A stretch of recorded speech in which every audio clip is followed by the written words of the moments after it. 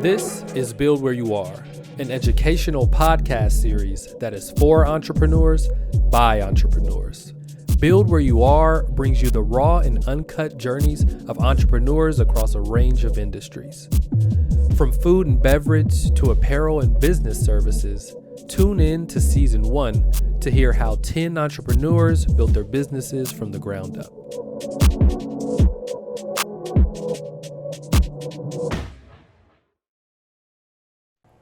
Welcome back to another episode of Build Where You Are, a podcast presented by ESO Ventures. I'm your host, Akintunde Ahmad, and we are back here at Kinfolks in downtown Oakland. I'm super excited for today's guest. I've been knowing her for quite some time, both in the realm of business, but also just friendship and being residents in the Bay Area for so long. So without further ado, I want to introduce to y'all Jasmine Curtis of Avo Curl. Hey y'all.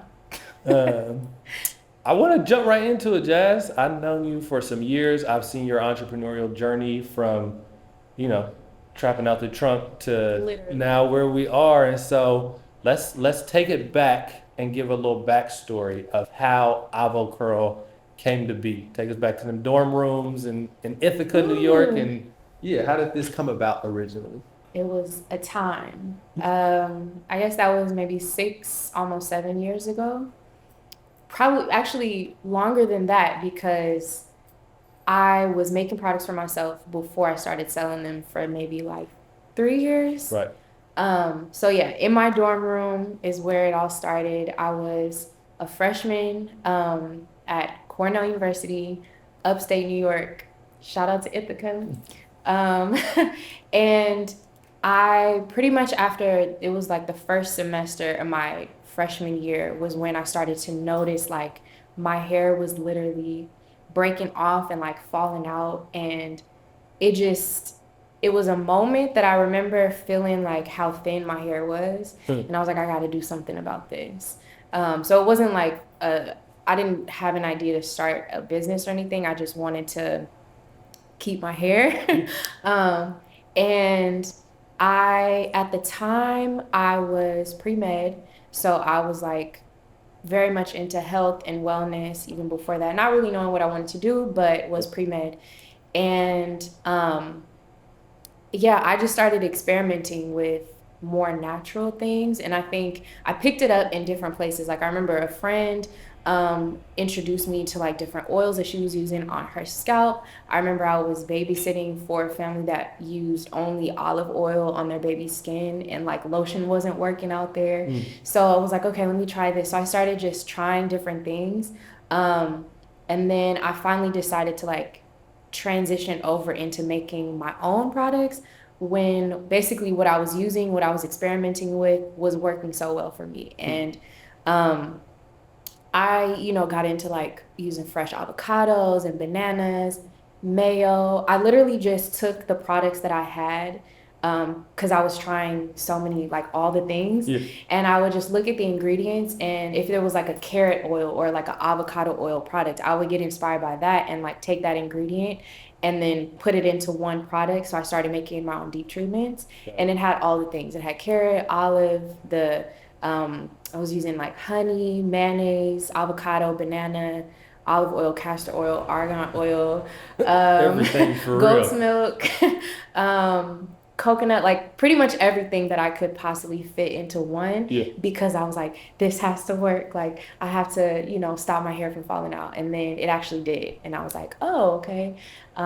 Started giving it to friends on campus, was in this like natural hair club. So I was like, y'all, I got the elixir for this. Gotcha. And then they were asking me to keep making it. So I was like, okay, like I actually do have something here. And that was over the course of like being an undergrad. So over sophomore, junior, senior year. And senior year was when I actually started being more intentional about like turning it into a business, possibly. Okay. I was still pre-med, but I started taking like entrepreneurship classes, like conversations with entrepreneurs was one, and then the other one, it was only 2, but the other one was finance for entrepreneurs. So I wanted, like, because I was done with stuff for my major, I was like, I want to take some stuff that felt a little bit more practical, because I still was kind of deciding and unsure whether or not I wanted to go into med school. So this all was happening around the same time.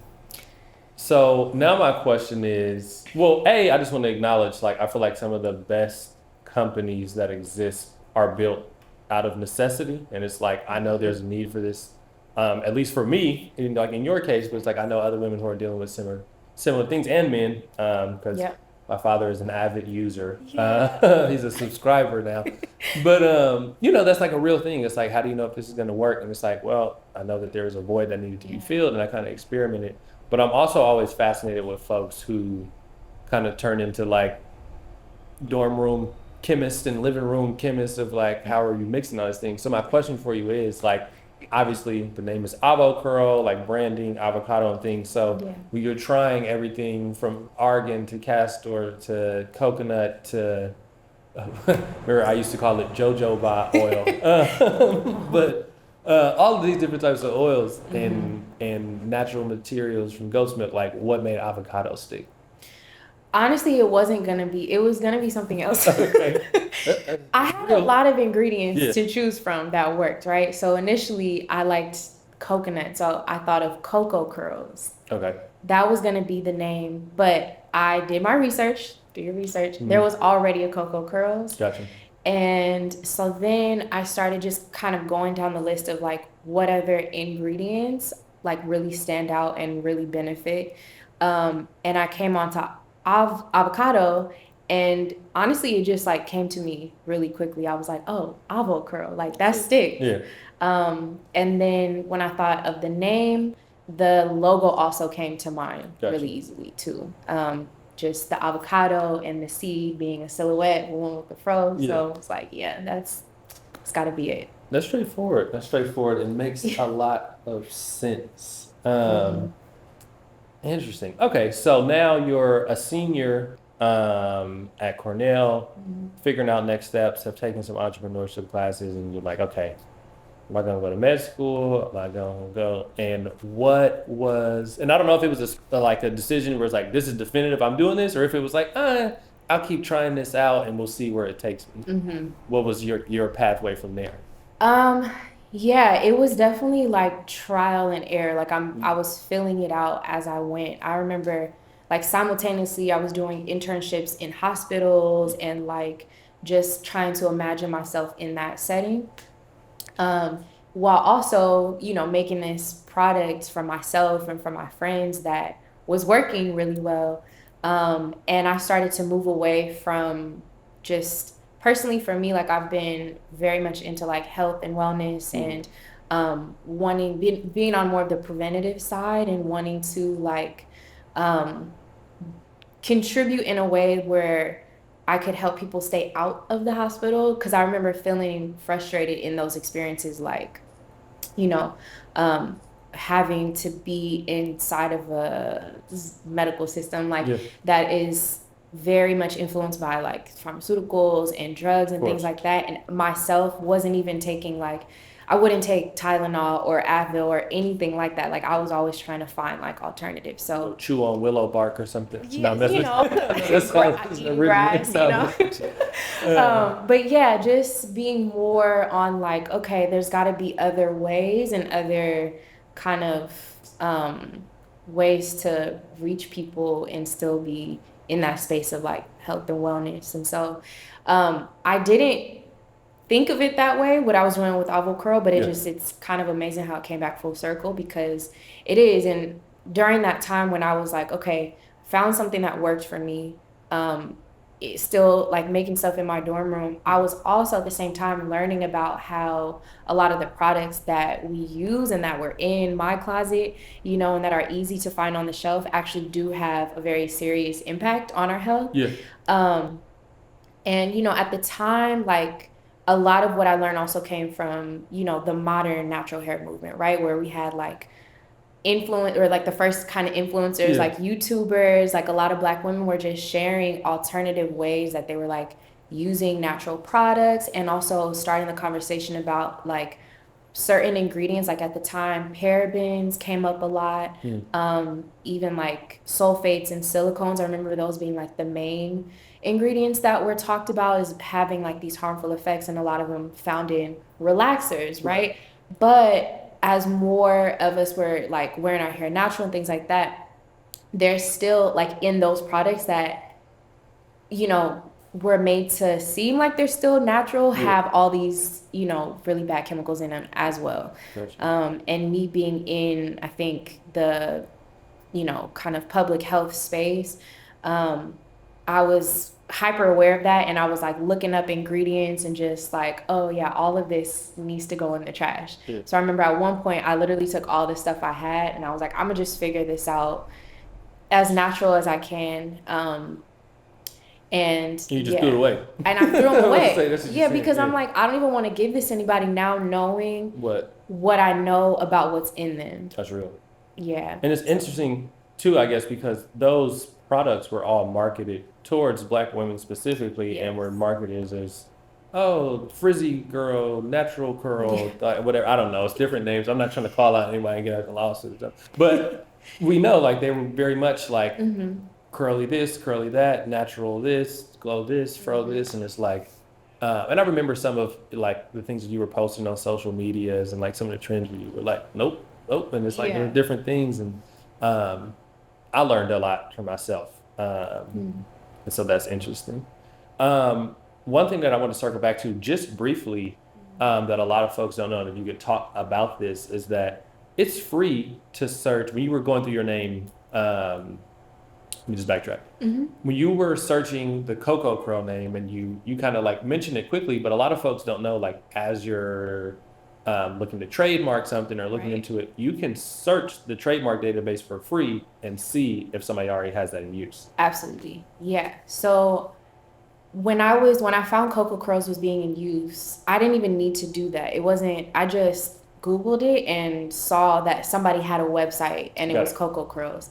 So they may or may not have had a trademark, but I did know that, or I learned that if they're already using it, they also like have rights to it. Right. They kind of have the, I'm not sure what it's it's called. like first dibs, more or less, but it's like, I've been in existence longer, so I can show. that this is Exactly, it. exactly. And I just didn't want to take somebody else, what somebody else is doing.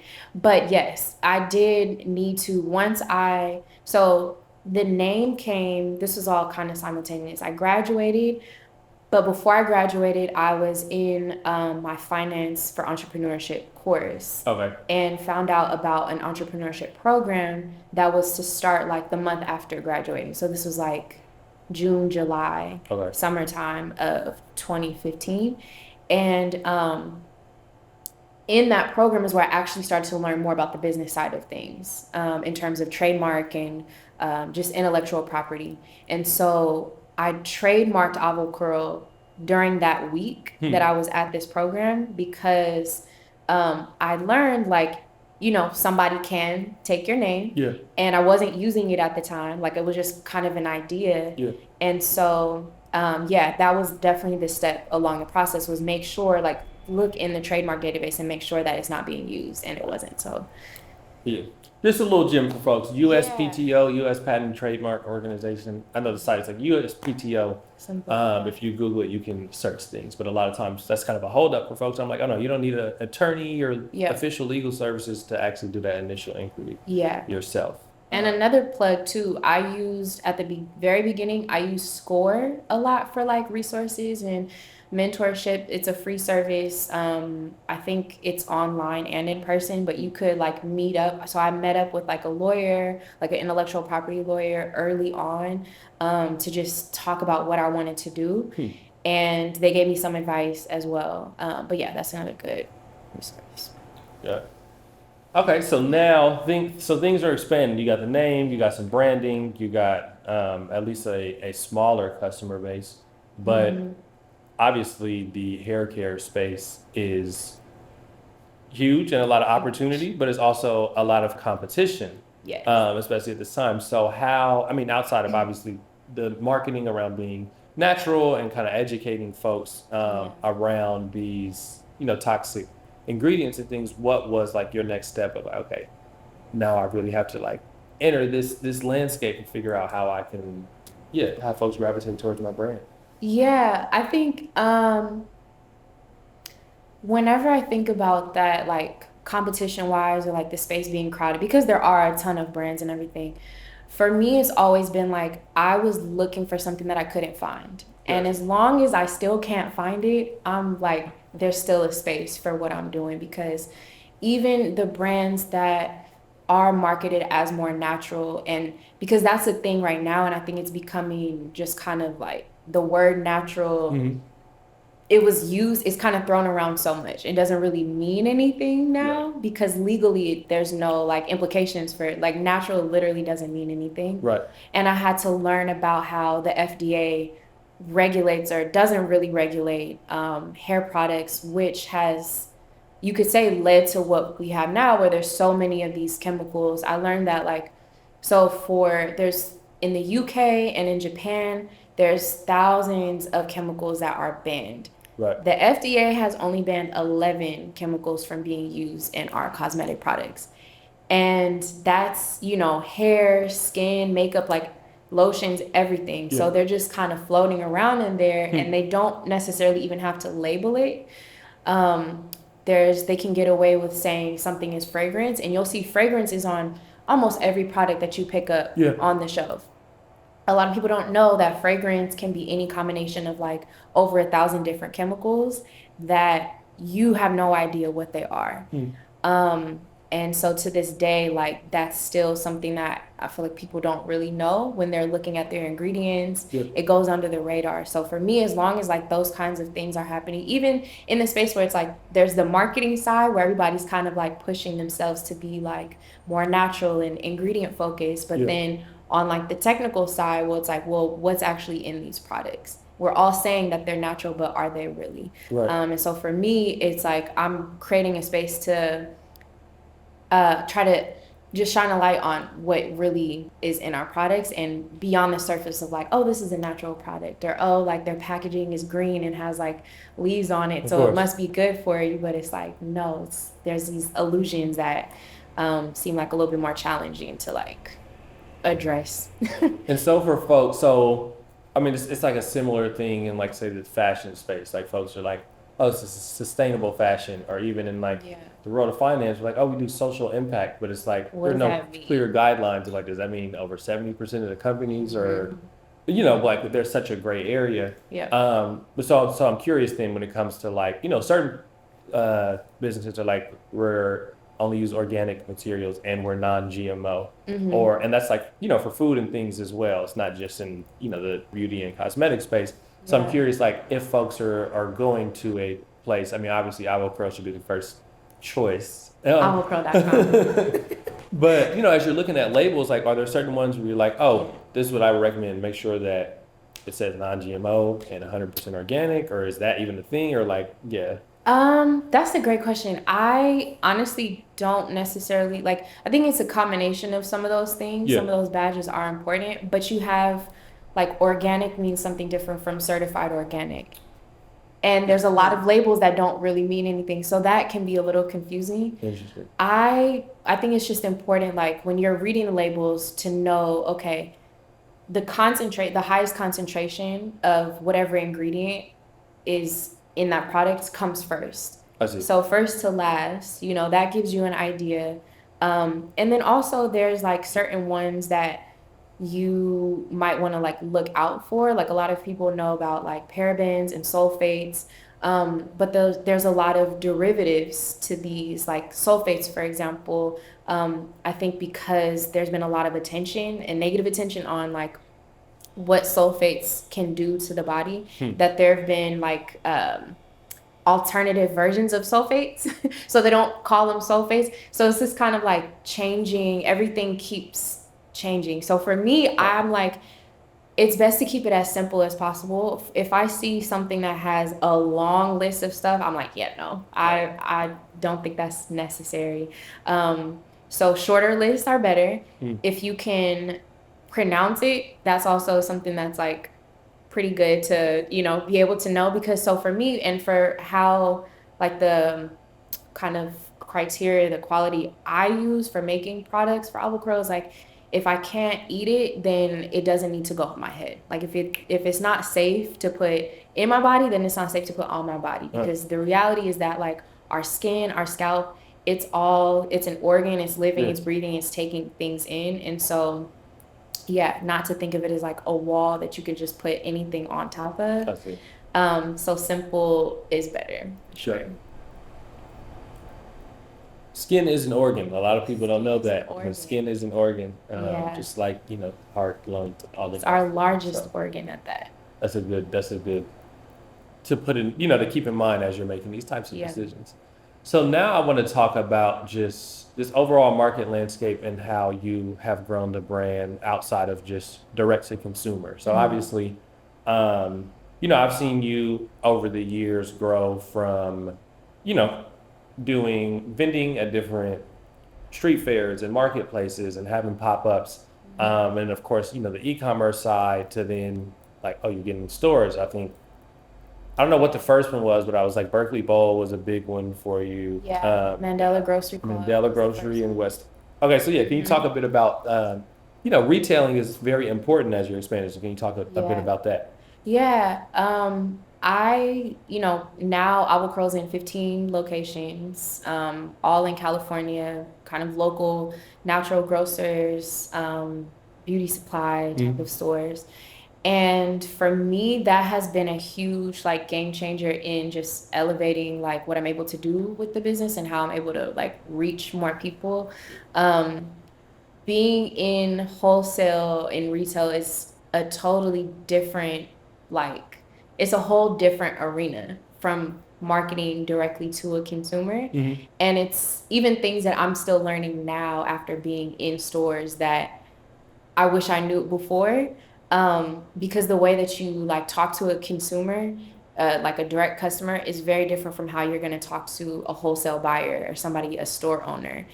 And thankfully, I've been fortunate to have relationships like early on with like Mandela Grocery Co-op and even Berkeley Bowl, where they have been very like patient and understanding and open to me asking questions and giving me feedback about like pitching to them and about things that like buyers want to know about, like even setting up like wholesale sheets or like wholesale pricing and things like that. Like these are all things that I didn't know. It's like you don't know until Of course. you know or until you do it. But yeah, so I think starting off small, starting off local was really advantageous for me to do that. Yeah. And then just also when it comes to marketing to the direct marketing directly to consumers, I've seen a wide range of the different tactics that you've used from, getting ads on Instagram when I'm scrolling at Avo Curl to, emails that are very animated and have, interactive elements that are moving. To, of course, getting a website and you get a pop-up first orders. And so can you just talk a bit, I'm not necessarily saying like, oh, so these are some successful marketing funnels I've had, but just your approach to that. Was it like a lot of self-taught things? Because a lot of folks, marketing is a big part. There are a lot of folks out here with products that are solid products that are just waiting to be seen by more folks, and that marketing step is all it takes, for them to get out there and actually grow. So I'm just curious how you approach that. Yeah. I was marketing before I realized I was marketing. I should say that because it was something that I created out of my own personal necessity. I had a story that people were like, oh, when I was just doing events and pop-ups and talking to people, telling them about the brand, telling them about the products, I'm always talking about how I got started because it's so connected to it. Right. But then realizing how powerful that story was, because that's what people started to remember and started to really like take on to. So I think knowing like what your story is, like why are you even in business, can really be very powerful in marketing and storytelling in itself is huge. And then also being able to, like, I had to learn how to tell my story more effectively, so practicing pitching, was another one, and I've done like a few pitch competitions. That program that I mentioned when I first got out of school, that was like we were practicing pitching. That was like one of the main focus, and at the end of it was a pitch competition. And yeah, so that I would say investing time in just knowing why, like knowing what your purpose is for being in business, but also um, know and kind of like learn techniques for how to tell your story, because there's different ways to like engage people Yeah. depending on who you're talking to, right? Whether it's like a direct customer or whether it's a wholesale buyer, a part of it is knowing like what do they even care about, like what benefit is it to them, um, is really really important, and that is the foundation before you take it to any email, before you take it to any ad. You could lose a lot of money just talking Yeah. and not telling your story or not getting the message across effectively, um, if you're just putting money into like the ads and the social media, which Yeah. all is important. And a lot of it for me was just kind of experimenting, which I still do. It's just like, What? even with ads, like you have to check those constantly. You have to see, because like something could be working today and tomorrow it could just, it's not. Yeah. And a lot of that is like out of your control. It's like the platform, Facebook itself changes so much, so you have to really be on top of it. But as long as you have like that foundation of knowing what your story is, knowing what your why is, knowing how to engage and who you're talking to, like those are the fundamental things I would say for marketing. Have you, and I'm only asking this because earlier you had mentioned like, in the early influencer days when there were, Mm-hmm. the curly girl collectives and, well, Curl Fest is an event, Curl but they have Fest, a yeah. big thing. Like, did you ever do anything with influencers in particular in this space, or were you more, yeah, I really don't know. I'm curious. Yeah. Yeah, early on, no. Early on, it was just a lot of like going to events, going to festivals, Hmm. talking to people, and getting a lot of it was spread and grew through word of mouth. Got it. I think like even the relationships I got with wholesalers, they either met me at a like pop-up, Mhm. or somebody that used my product, loved my product, was like, I know a buyer, like I want to introduce you to them, like I think your products would be great in this store. Got it. It's only till now, like more recently, that I've been doing more to like try to work with influencers, because to me that's like, being able to grow and scale online and digitally, um they can be really impactful that way. So I've done a little bit like within the last couple of years, sending products. For me, I'm like, I want to know if you genuinely like using it Hmm. also. Like, I don't want to just give you this and say like, hey, make some content just because, like, because I'm also like learning, Yeah. about how you use it, what do you like about it, things like that. And I think that's also really important to build into growing your marketing, growing your business. But yeah, I know a lot of brands are really successful with like having a solid influencer strategy.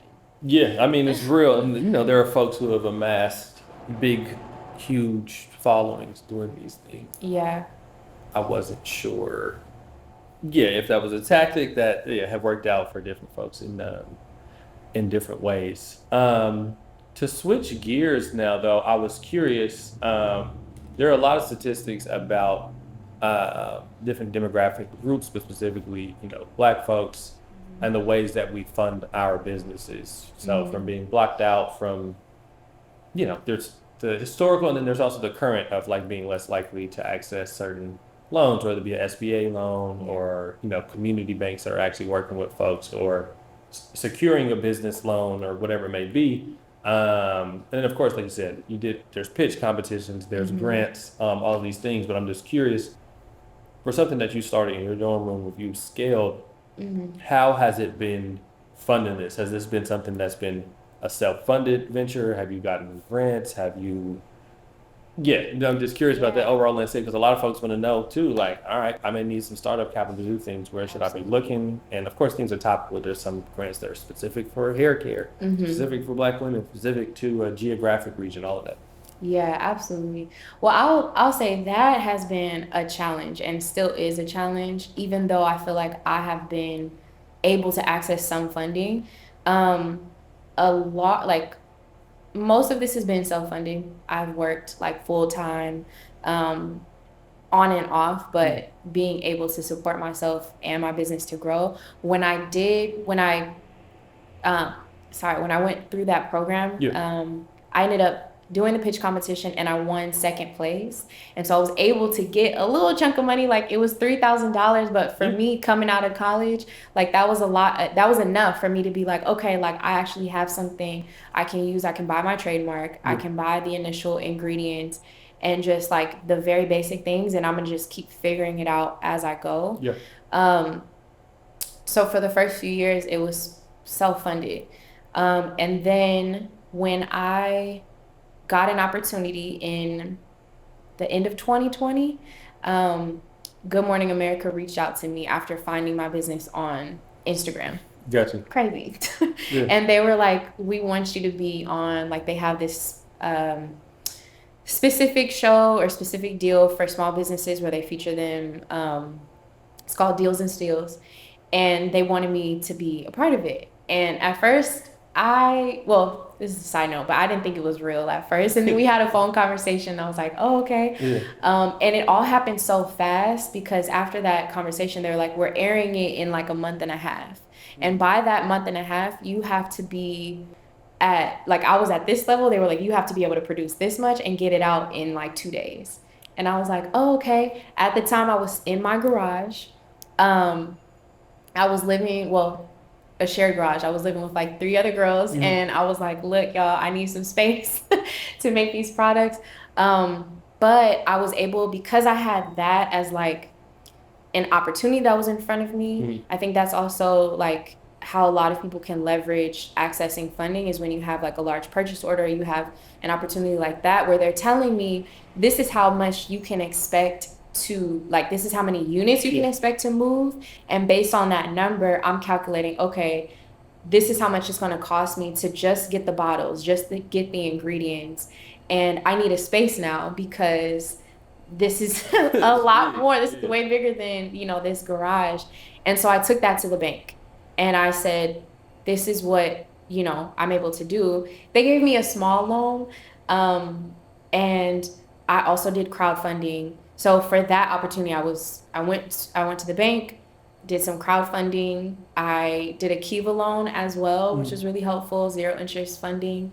And then also like reaching out to friends and to family and to my network who I thought could possibly support. And then from there, I was able to raise enough to prepare for that opportunity.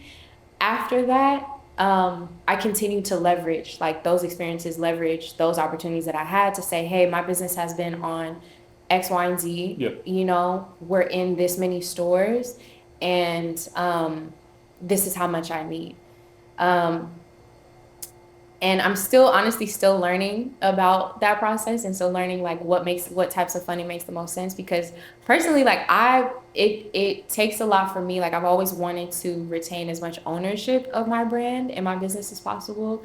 And that has been a challenge in the space of funding, where it's like, okay, you're expected to give up so much percentage.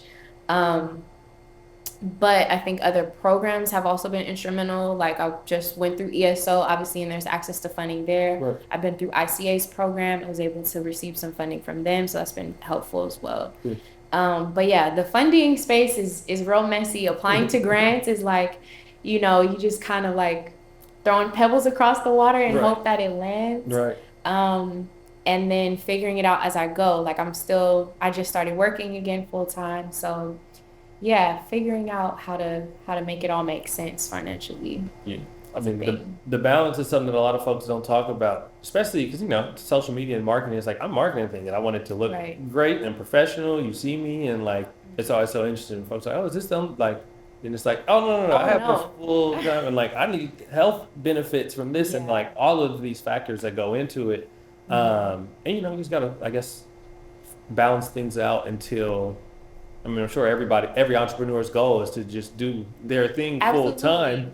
But the road to that is what a lot of folks don't talk about. So that's why having these conversations with folks like yourself and just having those candid moments of like, this is what it actually is. Like, I know there are influencers who are trying to sell you a course or trying to get you to sign up for this or that are like, oh, just get a car and put it on Turo or somehow magically buy a 4 unit multifamily home and Airbnb. And it's Yeah. like, I How don't do you get know. from point A Yeah, to point B? it's like, I Like don't there's a know whole anybody who's able to just do that quick. Like, this is the actual nitty-gritty behind the scenes yeah. of what goes down. And so I'm going to close out with like 3 questions that I've been asking different folks. One would be to any entrepreneur at any stage, right? So they haven't started a business or maybe they're like early stages. Do you have any pieces of advice that you would give them?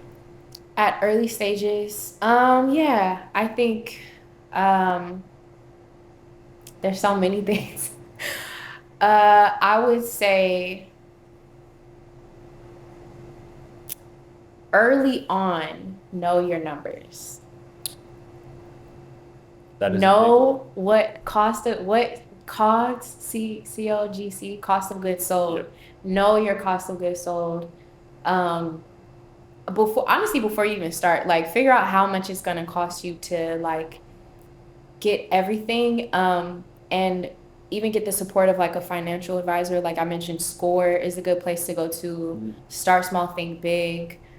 Joining programs like ICA, like ESO, where you can get support around that if that's not your like niche Yep. area, because it will save you a lot of money, a lot of time, but also more importantly, it will give you more of a strategic direction as to how you should run your business, because that's something that is easy to get overwhelmed because there's all these like, it's like, should you do social media, should you do email, should you go with influencers, should Yep. you but if you know how much it's going to cost you to be on specific platforms, like there's fees associated with everything. Yep. So know your numbers, know what you're capable of, and get the financial support from the beginning. Gotcha. And I'll just add, know your actual numbers because it's easy to estimate and it's like, oh, for this, it's like, but Exactly. like you really have to know like what is it that I actually end up paying? Because what you Yeah, think ahead of time versus what you actually, and then you have to update them as prices fluctuate, inflation, like exactly. that. Uh, And sorry, no, go and ahead. put yourself into it also. Like put your cost of living. Like how much does it if you want to do this by itself, like Yeah, know how much is it going to cost you to live, to eat, to breathe in this, wherever you live. yeah, Yeah. yeah, and that's real. That's very real. Like knowing your costs is super important. Like I said, knowing the actual numbers and not estimates is like Yeah. necessary for you to just move forward accordingly and actually know like what you're profiting and not what you think you are.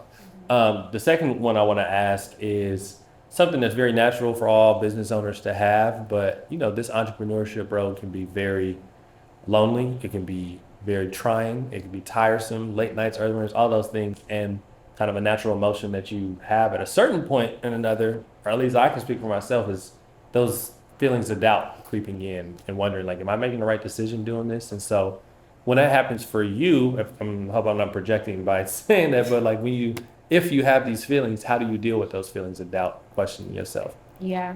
Well, I definitely have those feelings. They don't really go away. You just learn how to manage them, and also put them into perspective a little bit better. So, even before all that comes up, though, for me, it's like this is something that, and if you feel this way about what you're doing, it's like if you know that this is something that you're really passionate about, you know that other people can benefit, like the world needs it, then, and it's a voice inside of your head that like won't go away, Yeah. then you should pursue that. Like don't ignore that. You don't want to have any regrets later on. um that being said, that doesn't mean it's going to be easy Yeah. to accomplish any of it, but it does give you that fuel when you may have those doubts or you may have an experience where something is not going your way. What I've learned to do is look at everything as like an experiment. Hmm. So it kind of takes the pressure off of like, okay, everything has to be perfect and has to run smoothly and it has to run like I've been doing this for 10 years, because it's like I haven't, and I can look at it in a way where I can learn from it too. So it's not like a failure. So with everything, it's like if you take a moment just to say, okay, like if this is an experiment, what feedback can I get? What of that can I apply for the next time? What went well? What didn't go well? Do less of what didn't go well and do more of what went well. Like really pay attention and be present to everything, like so that you can constantly find a way to improve it. Yeah. And that way it's like it's less of like a failure, whatever it may be, right? But more so just like a learning opportunity for you to continue moving forward. Because at the end of the day, that it's going to be in the back of your mind, like you should be doing this. You just got to continue to learn from it and get better. And know that also, it can be very lonely, but know that you're not alone in that sense of like every entrepreneur, I feel like, feels like that at some point, and feels like a little isolating. So, it can be beneficial to not isolate yourself more, like try to get around other business owners, try to, build relationships with people who understand that, and kind of you can, talk through things and they can support you and encourage you. But it's normal, it's an emotion, but just know how to manage it, I would say, better. That's real. Mm-hmm. And now on a more lively upbeat to close this out, the last thing I just want to hear from you is, kind of like a manifestation. You're looking in the future, whether it's 5 years, 10 years down the line, and thinking about the future of Avocurl. What do you see? What would you like to see? What are you putting out into the universe? Yeah, I see my cute little logo all around the world. Avo Curl is a household name, and really it creates a space where people have the option to care for their hair without having to worry about their health. And specifically for Black women, not being affected by these chemicals that are in products that give us reproductive disorders or developmental disorders or even cancer. Like, it's time for that to change. So straightforward. Again, just on behalf of myself and ESO Ventures, and when we launched this Build Where You Are podcast, this is like exactly what we had in mind. Folks like yourself speaking open, honest, and candidly about this entrepreneurship journey, and your pathway. And so I just want to thank you for taking the time to speak with us today. And to all our viewers and listeners, again, this is Jasmine Curtis of Avo Curl, and you can find Avo Curl online at just avocurl.com and on all of her social medias. Avo Curl, just how it sounds, AVOCURL. yes, thank you for having me. Thank you.